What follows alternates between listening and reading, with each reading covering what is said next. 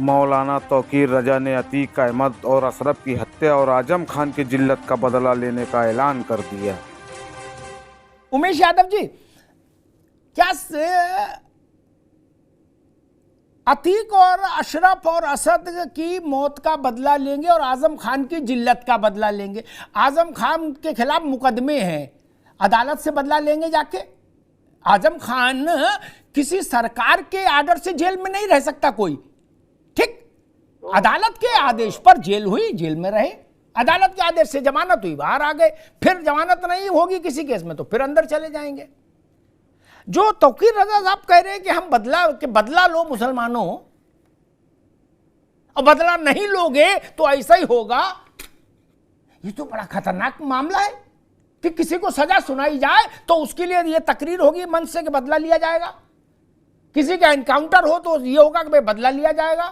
क्या गोली चलाएंगे? क्या लोग क्या करेंगे? तो अमिताभ जी, हिंदू धर्म गुरु भी कहीं किसी मंच पे बैठ के भागवत कथा के दौरान आह्वान ना करने लगे कि हमें अनिल दुजाना, कलुआ यादव, निर्भय गुर्जर की भी मौत का बदला लेना है। भाई अगर धर्म गुरु इस तरह के अपने विचार रखेंगे, निश्चित ही कोई भी धर्म हो उसके जो धर्म गुरु होते हैं उनको फॉलोइंग ज्यादा लोग करते हैं बजाय राजनीतिक लोगों के। तो जब धर्म गुरु जैसे प्रतिष्ठित पद पे बैठा हुआ कोई व्यक्ति बदले की बात करेगा तो कल कोई हिंदू धर्म गुरु बैठेगा, वो कहेगा कि हमें कलुआ यादव की मौत का बदला चाहिए, अनिल दुजाना भी मारा गया, उसके साथ भी गलत हो गया। तो इस तरह की भाषा का प्रयोग करना समाज के अंदर एक दूषित संदेश देना है। मैं इसका पुरजोर विरोध करता हूं। और यहाँ पर अगर उनको आह्वान करना था तो उसके लिए बहुत से शब्द थे, खैर वो डिबेट का विषय नहीं, लेकिन मैं कहना चाहूंगा कि जिस तरीके से तौकीर रजा साहब ने अपनी बात रखी उससे समाज में बहुत गलत संदेश गया है और इसकी पुनरावृत्ति कहीं दूसरे समाज भी करने लगेंगे तो एक अजीब सा माहौल देश के अंदर पैदा हो जाएगा। इससे उन्हें बचना चाहिए। जी आनंद दुबे जी, अभी अनिल दुजाना मारा गया तो अनिल जिस समाज से था उस समाज के तमाम संगठन हैं जो सक्रिय हैं, पश्चिमी उत्तर प्रदेश ही नहीं, यहां से राजस्थान से लेके हरियाणा, राजस्थान से लेके और कश्मीर तक उनके तमाम संगठन हैं। किसी संगठन ने एक प्रतिक्रिया नहीं दी। अपराधी थे, पुलिस से मुठभेड़ की, मारे गए, खत्म हुई बात। न कहीं मंच सजा, न किसी ने यह कहा कि बदला लेंगे, मौत का बदला लेंगे। ये तो मुझे लग रहा है कि जो पहले राजतंत्र के समय की स्थितियां कभी रही होंगी उस दिशा में लौटाना चाह रहे हैं क्या आप? नहीं अमिताभ जी, देखिए 185-86 एनकाउंटर उत्तर प्रदेश में हुए हैं और 70% से ज्यादा जो है उनमें जो अपराधी मारे गए वो हिंदू ही रहे। लेकिन कभी किसी वर्ग ने, समुदाय ने खड़ा होकर ये नहीं कहा कि नहीं ये इसलिए मार दिए गए क्योंकि ये हिंदू थे। ना ही किसी ने उनकी तुष्टीकरण करने की कोशिश की, ना ही उनके लिए किसी ने आवाज, और मैं तो आपको ये कह दूं उनके लिए किसी राजनीतिक दल ने भी आवाज नहीं उठाई थी। विकास दुबे एनकाउंटर पर राजनीति करने की कोशिश की गई थी। विकास दुबे एनकाउंटर पर सुप्रीम कोर्ट मॉनिटर्ड कमेटी बनी। उस कमेटी ने अपनी जांच में स्पष्ट किया कि विकास दुबे का जो एनकाउंटर था वो बिल्कुल भी फर्जी नहीं था, वो पूरी तरह से सही था। उसके बावजूद भी कुछ राजनीतिक दलों ने उस पर सवाल उठाना शुरू किया। सुप्रीम कोर्ट की जांच कमेटी की रिपोर्ट आने के बावजूद भी बार बार विकास दुबे के नाम पर सवाल उठाने की कोशिश की गई। लेकिन इसके अलावा जितने भी अपराधी या गुंडे माफिया मारे गए हिंदू धर्म से जो रिलेटेड थे उनके ऊपर कभी किसी ने आवाज नहीं उठाई। ना किसी हिंदूवादी संगठन ने उठाई, ना किसी संत ने, महात्मा ने या किसी भी धर्मगुरु ने उठाई। लेकिन जैसे ही अतीक अहमद के पर कार्रवाई हुई सबसे पहले राजनीतिक दल उसमें आगे आ गए, समाजवादी पार्टी के लोग आगे आ गए, कांग्रेस के लोग उसमें बोलने लगे। तो ये लोग गुंडे, माफियाओं और अपराधियों में भी धर्म खोजते हैं। हम कर्म के हिसाब से बात करते हैं, हम धर्म के आधार पे कार्रवाई नहीं करते हैं, कर्म के आधार पे करते हैं। अगर कोई गुंडा माफिया है, अगर कोई उत्तर प्रदेश में लॉ एंड ऑर्डर को चुनौती दे रहा है, अगर कोई उत्तर प्रदेश में अपराध कर रहा है, उत्तर प्रदेश की सड़कों पर गोली चला रहा है, तो निश्चित रूप से उत्तर प्रदेश की पुलिस उसके खिलाफ कार्रवाई करेगी, उसको जेल भेजा जाएगा, उसकी गिरफ्तारी होगी। और अगर वो पुलिस पर कार्रवाई करेगा, पुलिस पर गोलियां चलाएगा, तो निश्चित रूप से पुलिस उसका जवाब देगी। ठीक बात। मनोज जी, मैंने एक अनिल दुजाना का उदाहरण दिया, ऐसे तमाम उदाहरण हो सकते हैं सबके पास। लेकिन कभी ऐसी बात नहीं आई कि कहा गया हो कि जी बदला लेना है। ये किस चीज का बदला लेने का आह्वान किया जा रहा है? ये तो फिर रास्ता बहुत ही दूसरी दिशा में चला जाएगा। नहीं, लोकतांत्रिक ढंग से आदमी, हर जनता के हर प्रतिनिधि को अवसर मिलता है अपना बटन दबाने का। लोकतंत्र में तो यही व्यवस्था है। इसके अलावा कौन से बदले लेने की वो बता रहे हैं कि नहीं, इनकी मौत का बदला लेना है, कत्ल का बदला लेना है। कत्ल का बदला तो फिर बात थोड़ी विचित्र नहीं हो जाती? फिर उसकी होड़ जो उमेश यादव कह रहे हैं वैसी अगर शुरू हो गई क्रिया की प्रतिक्रिया तो बड़ा हाहाकारी दृश्य हो जाएगा। देखिए, अतीक के बेटे जेल में बंद हैं और उनसे स्पेशल सेल में बंद किए गए हैं और उनसे कोई मिल नहीं सकता। उनका पत्र जारी हो जाता है उत्तर प्रदेश में कि जितनी दोषी भाजपा है उतनी दोषी समाजवादी पार्टी। कैसे? ना किसी जेल अधिकारी ने अब तक स्पष्टीकरण दिया, ना मुख्यमंत्री जी ने स्पष्टीकरण दिया कि वो पत्र कैसे लिखा गया। ठीक वही बात तौकीर रजा कह रहे हैं। तौकीर रजा को ये बात कैसे पता चल गई, क्यों पता चल गई, कैसे पता चल गई? और तौकीर रजा सरकार को खुलेआम चैलेंज कर रहे हैं। ना कोई पुलिस, ना पुलिस का डंडा, ना पुलिस की कोई जात। ठीक वैसे जैसे एक सांसद और एक विधायक जिसपे माफिया होने का स्टैम्प लगा था और 17 पुलिस वाले खड़े थे और सब के सब अपनी कायरता का प्रतीक बने हुए खड़े रहे और 3 हत्यारे आके हत्या करके जय श्री राम नारा लगा के अपने आप को सरेंडर कर देते हैं।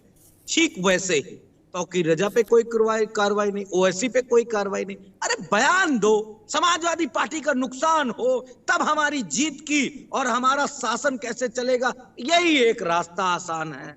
आप हम पे 100 सवाल पूछो, आप हमसे 1000 सवाल पूछो, अपनी आत्मा से अमिताभ जी पूछिएगा।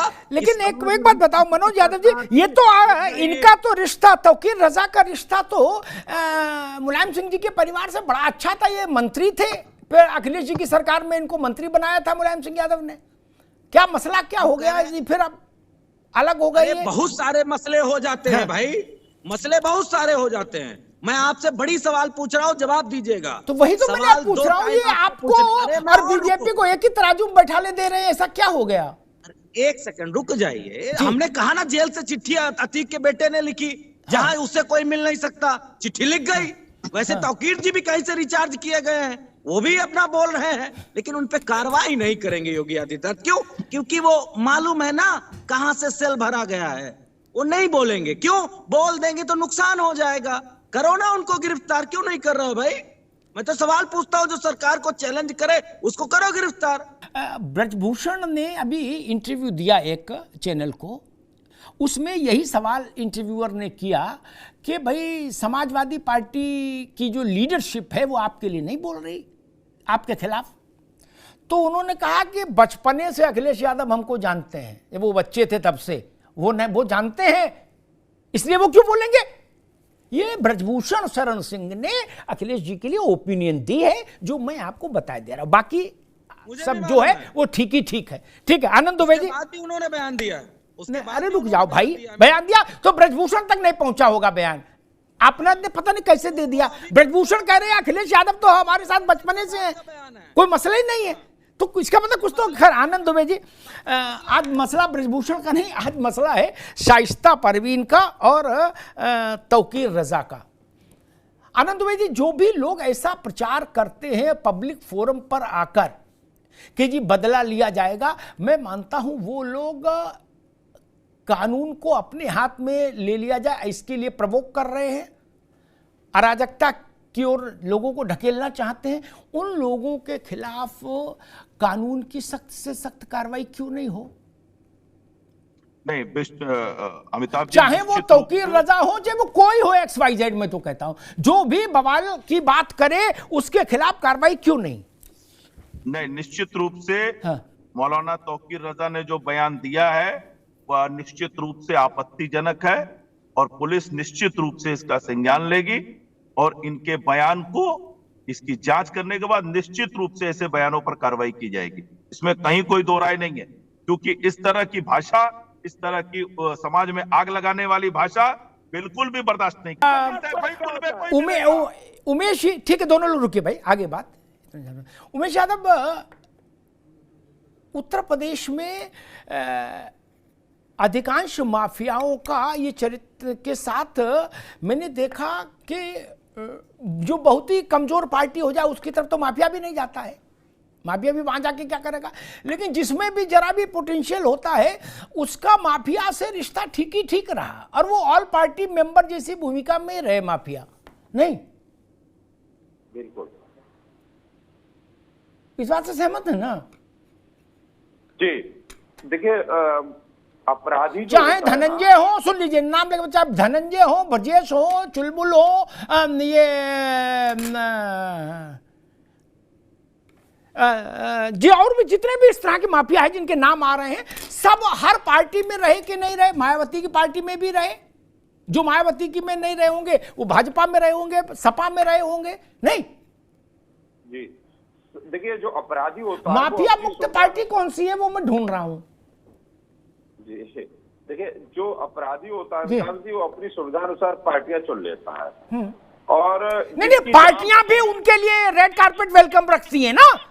हाँ, चुनने से कैसे हो जाएगा? कोई अपराधी चुन ले कि हम इस पार्टी में जाना चाहते हैं, वो पार्टी अगर उसको नहीं ले तो कैसे चला जाएगा? निश्चित जब तक उसके लिए सॉफ्ट कॉर्नर नहीं होगा तो वहां पर उनकी व्यवस्था जाने की कैसे होगी? देखिए, अगर फैजाबाद की बात करें तो वहां अभय सिंह, उन पर कितने मुकदमे हैं।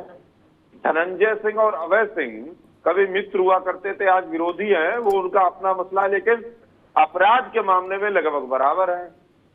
और चाहे मुख्तार अंसारी हो, चाहे अतीक अहमद का चैप्टर तो खैर क्लोज हो गया, तो अपराधी तो हर पार्टी में है, सुविधा अनुसार, व्यवस्था अनुसार अपने अपने तरीके से पीके बढ़ा लेते हैं। लेकिन जो पिछली सरकारें थी, 4 बार की सपा और बसपा, उसमें जिस तरीके से पोषण हुआ और अपराध को सफेद पोस्ट बनाया गया, प्रत्येक जिले में एक मिनी मुख्यमंत्री डेवलप किया गया, जिसने पूरी तरीके से प्रशासन और शासन को अपने कब्जे में ले लिया, और उसकी ऊपर सरकार ने उस पर हाथ रखा, चाहे अतीक अहमद हो, मुख्तार अंसारी हो, चाहे हर प्रत्येक जिले में एक मुख्यमंत्री बैठ गया अपराधी के रूप में। जो वहां से निकला अपराध, उसकी जड़ें इतनी गहरी हो गई कि उससे पूरा प्रदेश और देश कहीं ना कहीं जुड़ गया, उससे कहीं ना कहीं ग्रस्त हो गया। तो इस तरह के जो संगठित अपराधी है वो पिछले कुछ दिनों से ठंडे हैं या प्रदेश से बाहर है। मैं कई बार टीवी पे बैठकर विभिन्न चैनलों पर इस बात के लिए भारतीय जनता पार्टी की सरकार को बधाई देता हूं, और निश्चित उसमें कहीं ना कहीं भय व्याप्त है। अमिताभ जी, ठीक बात है। इसी तरह के ताज़ा अपडेट पाने के लिए प्लीज़ हमारे चैनल को सब्सक्राइब करें।